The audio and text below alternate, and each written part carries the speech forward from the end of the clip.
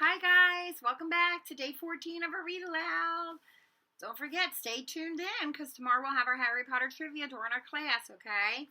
Alright, so when we stopped yesterday, we had just learned that Hagrid named the dragon Norbert and had agreed to reach out to Charlie to see if he'd be willing to take him, okay? Okay. Let's go here. Alright. The following week dragged by. The following week dragged by. Wednesday night found Hermione and Harry sitting alone in the common room, long after everyone else had gone to bed. The clock on the wall had just chimed midnight when the portrait hole burst open. Ron appeared out of nowhere as he pulled off Harry's invisibility cloak. He had been down at Hagrid's hut helping him feed Norbert, who was now eating dead rats by the crate. "It bit me," he said, showing them his hand, which was wrapped in a bloody handkerchief. "I'm not going to be able to hold a quill for a week. I tell you, that dragon's the most horrible animal I've ever met. But the way Hagrid goes on about it, you'd think it was a fluffy little bunny rabbit. When it bit me, he told me off for frightening it. And when I left, he was singing a lullaby." There was a tap on the dark window. "It's Hedwig," said Harry, hurrying to let her in. "She'll have Charlie's answer." The three of them put their heads together to read the note. "Dear Ron, how are you? Thanks for the letter. I'd be glad to take the Norwegian Rich back, but it won't be easy getting him here. I think the best thing will be to send him over with some friends of mine who are coming to visit me next week. Trouble is, they mustn't be seen carrying an illegal dragon. Could you get the Ridgeback up the tallest tower at midnight on Saturday? They can meet you there and take him away while it's still dark. Send me an answer as soon as possible. Love, Charlie." They looked at one another. "We've got the invisibility cloak," said Harry. "It shouldn't be too difficult. I think the cloak's big enough to cover two of us and Norbert." It was a mark of how bad the last week had been that the other two agreed with him. Anything to get rid of Norbert and Malfoy. There was a hitch. By the next morning, Ron's bitten hand had swollen to twice its usual size. He didn't know whether it was safe to go to Madame Pomfrey. Would she recognize the dragon bite? By the afternoon, though, he had no choice. The cut had turned a nasty shade of green. It looked as if Norbert's fangs were poisonous. Harry and Hermione rushed up to the hospital wing at the end of the day to find Ron in a terrible state in bed. "It's not just my hand," he whispered, "although that feels like it's about to fall off. Malfoy told Madame Pomfrey he wanted to borrow one of my books so he could come and have a good laugh at me. He kept threatening to tell her what really bit me. I told her it was a dog, but I don't think she believes me. I shouldn't have hit him at the Quidditch match. That's why he's doing this." Harry and Hermione tried to calm Ron down. "It'll all be over at midnight on Saturday," said Hermione. But this didn't soothe Ron at all. On the contrary, he sat bolt upright and broke into a sweat. "Midnight on Saturday," he said in a hoarse voice. "Oh no, I just remembered. Charlie's letter was in that book Malfoy took. He's going to know we're getting rid of Norbert." Harry and Hermione didn't get a chance to answer. Madame Pomfrey came over at that moment and made them leave, saying Ron needed sleep. "It's too late to change the plan now," Harry told Hermione. "We haven't got time to send Charlie another owl, and this could be our only chance to get rid of Norbert. We'll have to risk it, and we have got the invisibility cloak. Malfoy doesn't know about that." They found Fang the boarhound sitting outside with a bandaged tail when they went to tell Hagrid, who opened a window to talk to them. "I won't let you in," he puffed. "Norbert's at a tricky stage. Nothing I can't handle." When they told him about Charlie's letter, his eyes filled with tears, although that might have been because Norbert had just bitten him on the leg. It's all right. He only got my boot. Just playing. He's only a baby after all."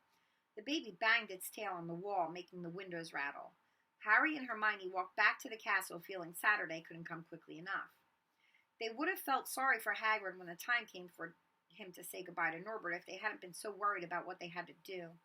It was a very dark, cloudy night, and they were a bit late arriving at Hagrid's hut because they'd had to wait for Peeves to get out of their way in the entrance hall, where he'd been playing tennis against the wall. Hagrid had Norbert packed and ready in a large crate. He's got lots of rats and some brandy for the journey," said Hagrid in a muffled voice. "And I packed his teddy bear in case he gets lonely." From inside the crate came ripping noises that sounded to Harry as though the teddy was having his head torn off. Bye-bye, Norbert. Bye-bye, Norbert," Hagrid sobbed as Harry and Hermione covered the crate with the invisibility cloak and stepped underneath it themselves. "Mommy will never forget you." How they managed to get the crate back up to the castle, they never knew. Midnight ticked nearer as they heaved Norbert up the marble staircase in the entrance hall and along the dark corridors. Up another staircase, then another. Even one of Harry's shortcuts didn't make the work much easier. "Nearly there," Harry panted as they reached the corridor beneath the tallest tower. Then a sudden movement ahead of them made them almost drop the crate. Forgetting that they were already invisible, they shrank into the shadows, staring at the dark outlines of two people grappling with each other 10 feet away. A lamp flared. Professor McGonagall, in a tartan bathrobe and a hairnet, had Malfoy by the ear. "Detention," she shouted, "and 20 points from Slytherin. Wandering around in the middle of the night, how dare you?" "You don't understand, Professor. Harry Potter's coming. He's got a dragon." "What utter rubbish! How dare you tell such lies? Come on, I shall see Professor Snape about you, Malfoy."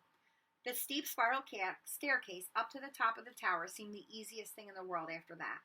Not until they'd stepped out into the cold air did they throw off the cloak, glad to be able to breathe properly again. Hermione did a sort of jig. "Malfoy's got detention. I could sing." "Don't," Harry advised her.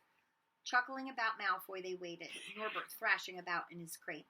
About 10 minutes later, 4 broomsticks came swooping down out of the darkness. Charlie's friends were a cheery lot. They showed Harry and Hermione the harness they'd rigged up so they could suspend Norbert between them.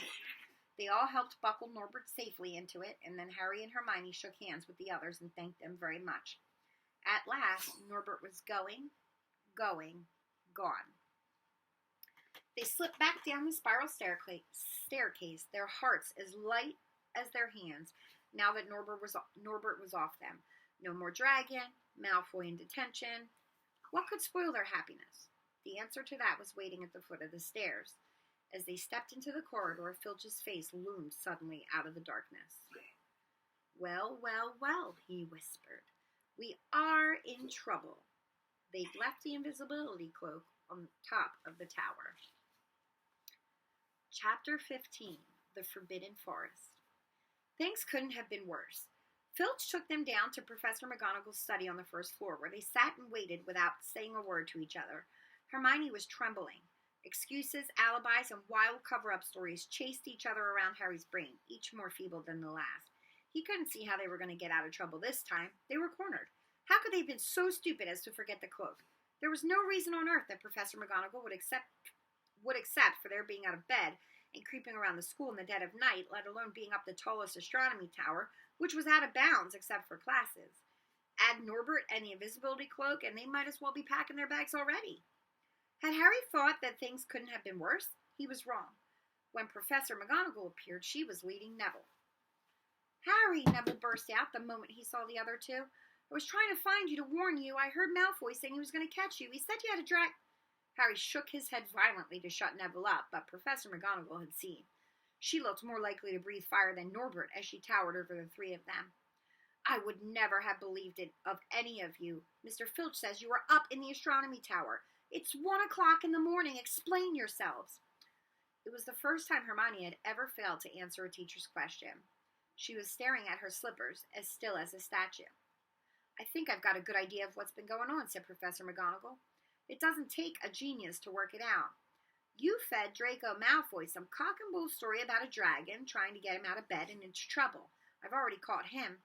I suppose you think it's funny that Longbottom here heard the story and believed it too."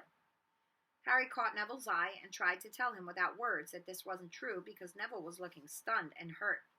Poor blundering Neville. Harry knew what it must have cost him to try and find them in the dark, to warn them. "I'm disgusted," said Professor McGonagall.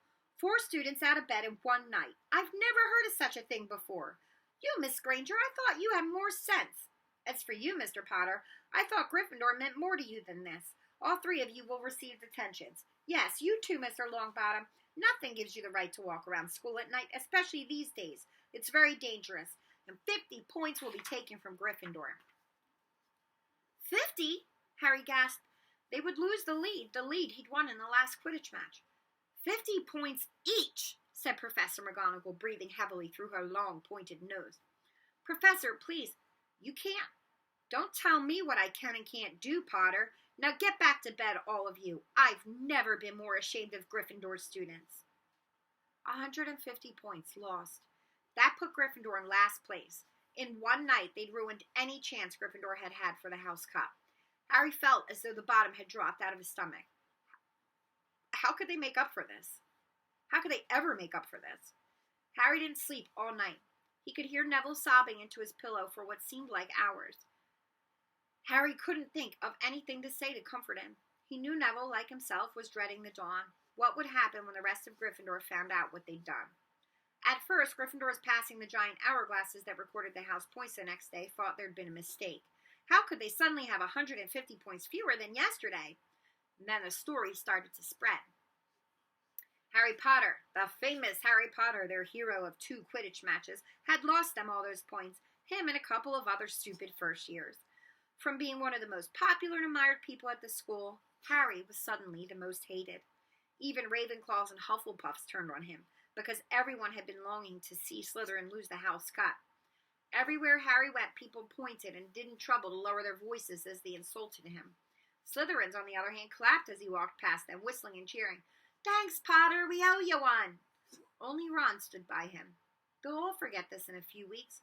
Fred and George have lost loads of points in all the time they've been here, and people still like them. "They've never lost 150 points in one go, though, have they?" said Harry miserably. "Well, no," Ron admitted. It was a bit late to repair the damage, but Harry swore to himself not to meddle in things that weren't his business from now on. He'd had it with sneaking around and spying. He felt so ashamed of himself that he went to Wood and offered to resign from the Quidditch team. "Resign?" Wood thundered. "What good'll that do? How are we going to get any points back if we can't win at Quidditch?" But even Quidditch had lost its fun. The rest of the team wouldn't speak to Harry during practice, and if they had to speak about him, they called him the Seeker. Hermione and Neville were suffering too. They didn't have as bad a time as Harry because they weren't as well known, but nobody would speak to them either. Hermione had stopped drawing attention to herself in class, keeping her head down and working in silence. Harry was almost glad that the exams weren't far away. All the studying he had to do kept his mind off his misery. He, Ron, and Hermione kept to themselves, working late into the night, trying to remember the ingredients in complicated potions, learn charms and spells by heart, memorize the dates of magical discoveries and goblin rebellions. Then, about a week before the exams were due to start, Harry's new resolution not to interfere in anything that didn't concern him, was put to an unexpected test. Walking back from the library on his own one afternoon, he heard somebody whimpering from a classroom up ahead. As he drew closer, he heard Quirrell's voice. No, not again, please." It sounded as though someone was threatening him. Harry moved closer. All right, he heard Quirrell sob. Next second, Quirrell came hurrying out of the classroom, straightening his turban. He was pale and looked as though he was about to cry. He strode out of sight. Harry didn't think Quirrell had even noticed him. He waited until Quirrell's footsteps had disappeared, then peered into the classroom. It was empty, but a door stood ajar at the other end. Harry was halfway toward it before he remembered what he'd promised himself about not meddling. All the same, he'd have gambled 12 Sorcerer's Stones that Snape had just left the room, and from what Harry had just heard, Snape would be walking with a new spring in his step. Quirrell seemed to have given in at last. Harry went back to the library where Hermione was testing Ron on astronomy. Harry told them what he'd heard. "Snape's done it then," said Ron. "If Quirrell's told him how to break his anti-dark force spell." "They're still fluffy, though," said Hermione. "Maybe Snape's found out how to get past him without asking Hagrid," said Ron, looking up at the thousands of books surrounding them. "I bet there's a book somewhere in here telling you how to get past a giant 3-headed dog. So what do we do, Harry?" The light of adventure was kindling again in Ron's eyes, but Hermione answered before Harry could. "Go to Dumbledore. That's what we should have done ages ago. If we try anything ourselves, we'll be thrown out for sure." "But we've got no proof," said Harry. "Quirrell's too scared to back us up.